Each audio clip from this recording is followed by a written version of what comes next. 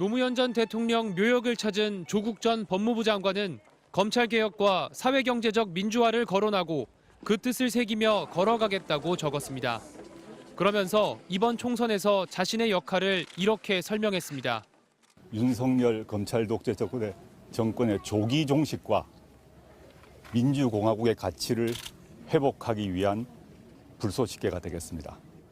이른바 조국 신당 창당을 공식화한 것으로 해석됩니다. 장관 임명 당시 역할은 검찰개혁을 위한 불쏘시개가 되는 것이었다며 공수처 설립과 검경 수사권 조정으로 역할은 일정하게 한 것으로 본다고 평가했습니다. 불쏘시개가 돼서 제가 하얗게 타더라도 걸어가겠습니다. 자신을 임명한 문재인 전 대통령을 만나 정치 행보에 대한 의견도 나눴고 내일 오후엔 고향인 부산에서 창당 일정 등을 직접 발표할 예정입니다.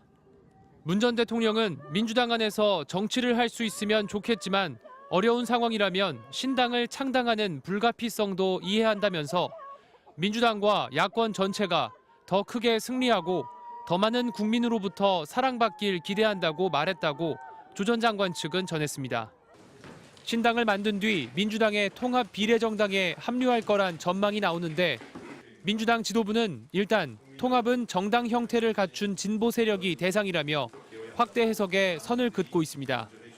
자녀 입시 비리와 청와대 감찰 무마 등의 혐의로 2심까지 실형을 선고받은 만큼 거리를 두려는 것으로 보이는데 당내에서도 계파와 관계없이 국민적 동의를 받기 어렵다, 윤석열 정부 심판에 도움이 되지 않는다는 부정적인 반응이 나오고 있습니다. 조 전 장관은 지역구 직접 출마는 아직 고심 중인 것으로 전해졌습니다.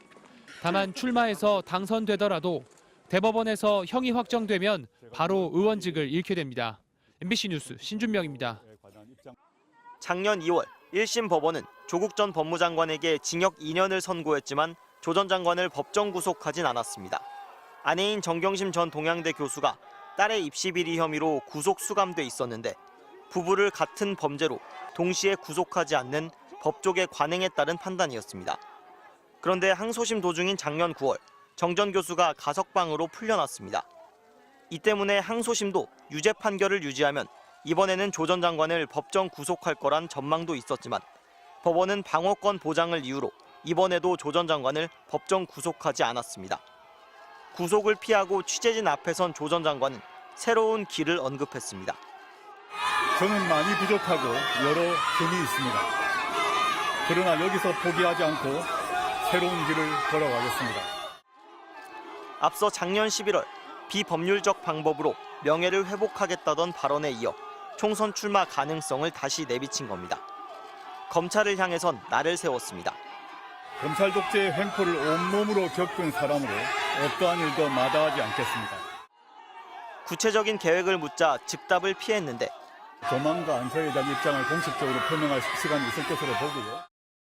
조 전 장관이 주도한 싱크탱크 리셋 코리아 측은 정치에 직접 뛰어든다는 선언이라며 더불어민주당의 통합 비례정당 합류를 위해 창당을 준비하고 있다고 설명했습니다. 다만 조 전 장관 본인의 출마 여부는 결정되지 않았다고 덧붙였습니다. 조 전 장관은 상고하겠다고 밝혔는데 대법원 판단은 4월 총선 이후 나올 가능성이 크기 때문에 출마는 가능합니다. 다만 법원의 거듭된 유죄 판결은 정치 행보에 부담일 수밖에 없습니다. 국회의원에 당선돼도 대법원이 2심 판결을 확정하면 바로 의원직을 잃기 때문입니다. 지난달 검찰은 문재인 정부 당시 울산시장 선거에 개입한 혐의로 조 전 장관에 대한 재수사에 나섰습니다. MBC 뉴스 김상훈입니다.